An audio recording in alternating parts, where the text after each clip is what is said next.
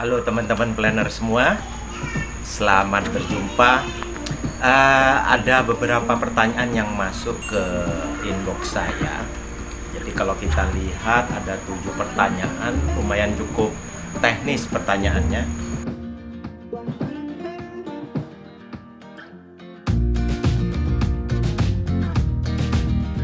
Jadi teman-teman, nanti mungkin minggu depan saya akan mengadakan webinar yang khusus untuk masalah PPKB ini. Tapi dari pertanyaan yang masuk tentang cara jitu pemenuhan SKPK untuk PPKB itu sebenarnya ada 3 hal.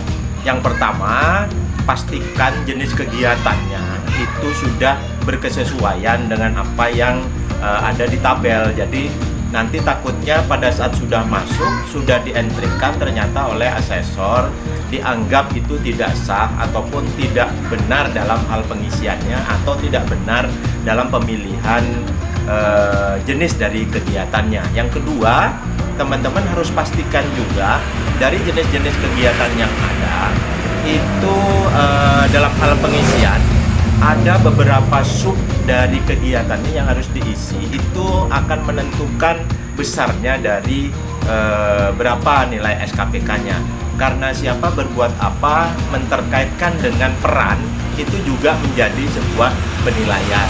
Yang ketiga, pastikan teman-teman pada saat mengisikan sub kegiatan di sebelah kiri dan sebelah kanannya bersangkut paut dengan level dari kegiatannya juga dipilih berkesesuaian dengan apa yang dimaksud dalam kegiatannya. Misalnya kegiatannya memang benar kegiatan yang dilakukan ataupun diadakan oleh organisasi, akan tetapi di situ harus dilihat di dalamnya terkait dengan kegiatan yang sifatnya lokal atau sifatnya regional ataupun nasional atau yang berskala internasional. Nah, nilainya beda-beda.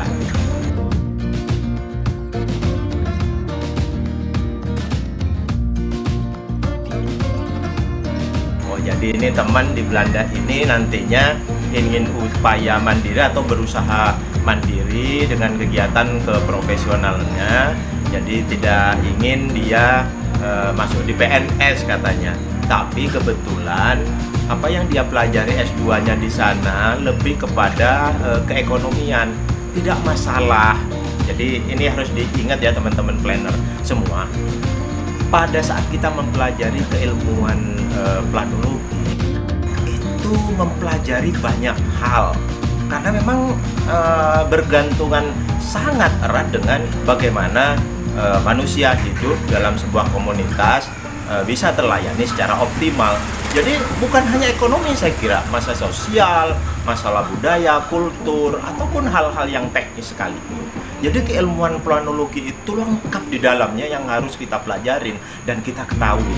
Meskipun kita harusnya mempelajari lebih detail, meskipun kita diharuskan untuk mengetahui lebih detail, tapi di keilmuan planologi semua memang dimungkinkan untuk tahu banyak hal tentang keilmuan, bukan hanya pada core keplanologian. Jadi teman yang dari Belanda jangan khawatir. Jadi justru keilmuan planologi ini sejak masuknya keilmuan keekonomian dalam pertimbangan penataan ruang justru lebih dinamis, tidak kaku seperti dulu. Jadi pelajarilah banyak hal di sana, bukan hanya keekonomian juga, tapi hal-hal yang memang bersangkut paut bagaimana merencanakan sebuah wilayah ataupun sebuah spatial plan ataupun sebuah ruang itu terkait dengan bagaimana mengoptimalkan layanan orang yang ada di dalamnya. Yang penting itu.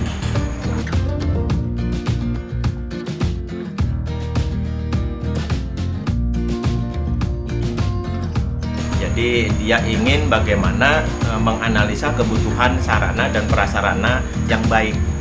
Jadi teman-teman planner semua, memang di kita itu ada standar dalam hal menganalisa sebuah proses untuk kebutuhan dari sarana prasarana.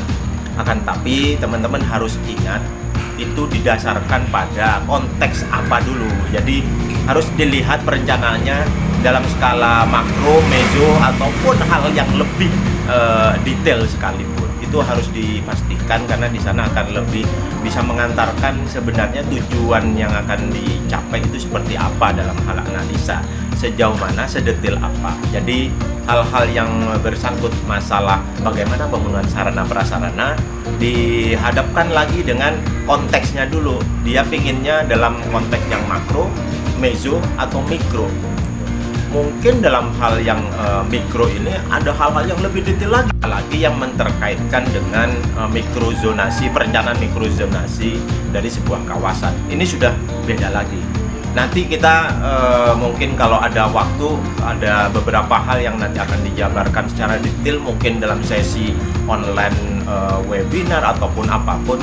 Ini sangat penting bagaimana kita menjabarkan proses analisa sebuah kepentingan ataupun kebutuhan sarana prasarana dikaitkan dengan leveling dari perencanaannya.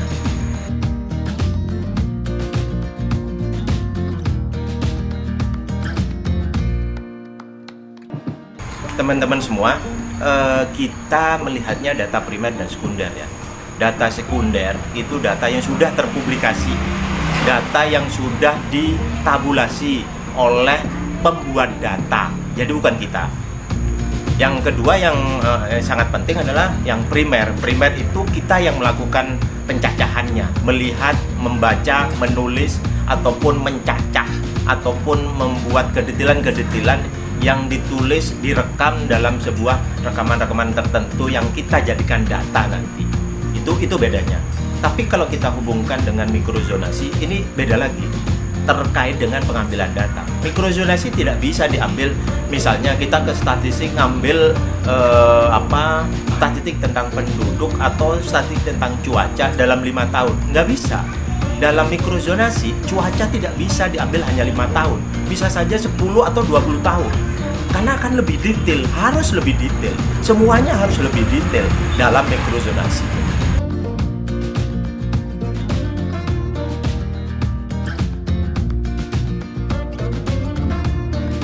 Ini juga ada kaitannya dengan proses interaksi ya. Orang tidak akan pernah paham kalau kita menjelaskannya juga tidak benar ataupun tidak pas dengan apa yang diinginkan oleh yang mendengarkan. Sebuah teknik untuk menyampaikan pendapat. Jadi kalau kita ingin dipercaya dalam kaitan dengan pada saat kita melaksanakan presentasi sebuah kegiatan perencanaan misalnya, apalagi kalau ditanyakan di sini bersangkut paut dengan dalam hal merumuskan struktur ruang. Sudah barang tentu merumuskan struktur ruang itu ada step by stepnya. Tidak bisa kita langsung mendesain sebuah struktur ruang untuk nanti menjadi pertimbangan dalam penentuan pola ruangnya. Teman-teman semua, dalam struktur ruang yang harus diingat adalah koleksi dari pola-pola perjalanan ataupun sistem distribusi dan koleksi dari dan ke wilayah tersebut. Jadi otomatis di situ akan diidentifikasi pola pergerakan, pola kegiatan, intensitas dari kegiatannya. Nanti akan membentuk node-node dari kegiatan-kegiatannya. Dari situlah kita akan bisa menjelaskan sebenarnya di mana ada sudut-sudut ataupun lokasi-lokasi yang menjadi pusat dari kegiatan-kegiatan yang saat ini berlangsung. Demikian juga ini nantinya keseluruhan yang sudah bisa ditampalkan dalam peta-peta yang ada dan bisa dirupakan dalam bentuk visual atau spasial, nanti akan juga bisa diidentifikasi sebenarnya apa yang akan kita rencanakan kan dengan skenarionya akan lebih pas lagi. Apakah itu tetap pada struktur dari pusat-pusat pelayanan yang ada sekarang ataupun ada sebuah permintaan atau sebuah kebutuhan dari struktur atau pusat-pusat baru yang nantinya akan menghubungkan satu pusat dengan pusat yang lain yang nanti akan mengkaitkan dengan seberapa besar nanti infrastruktur yang dibutuhkan untuk menggabungkan antar pusat kegiatan satu dengan yang lainnya. Sanalah kita bisa juga menginterpretasikan bahwa sistem pusat-pusat tersebut berjenjang. Apakah dia memang benar-benar sebagai pusat, apakah subpusat, apakah yang membantu dari sebuah subpusat yang ada. Dari sanalah kita juga akan bisa membuat sebuah perkiraan sejauh mana strata seperti apa dalam hal pemenuhan sarana dan prasarananya. Saya kira dengan pengertian tersebut akan memberikan pengertian yang lebih gamblang, lebih sederhana untuk memberikan pengertian kepada mereka apakah ataupun bagaimana kepentingan dari sebuah tempat atau node dari kegiatan itu bisa disebut sebagai pusat, subpusat atau penyangganya.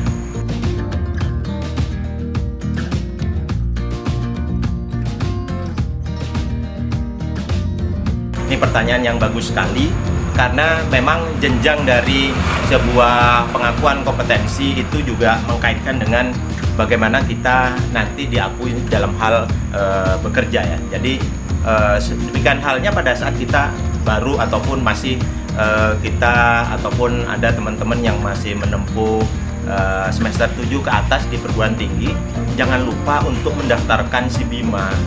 Jadi di sana SIBIMA itu kalau kita udah lulus, ujiannya gampang dan simpel.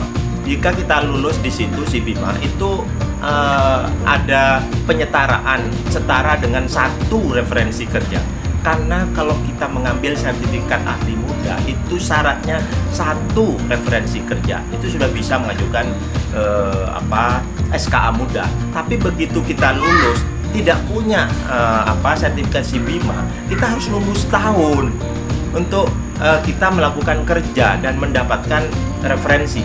Referensinya ada pertanyaan lagi setelah itu. Referensinya bagaimana Pak? Kan kita tidak diakui sebagai hal yang formal masuk di kontrak kerja. Tidak masalah.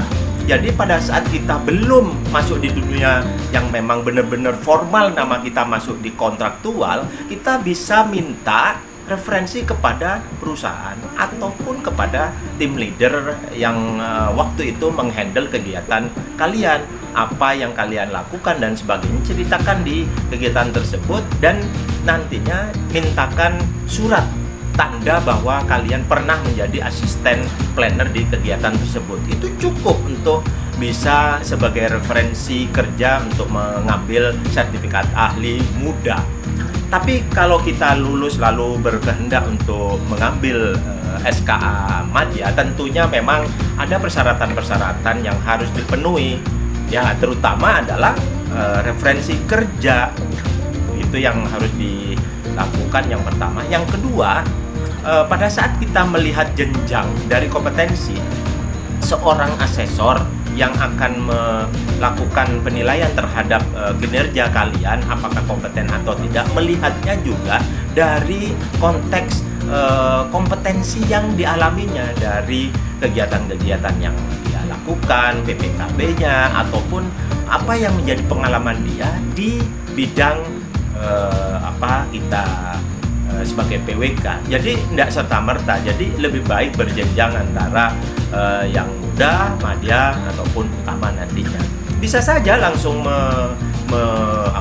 memintakan untuk langsung ke madya atau utama, tapi kan menjadi hak dari seorang asesor untuk menilai apakah kalian berstrata yang benar mengkaitkan dengan capaian kompetensi yang benar pula.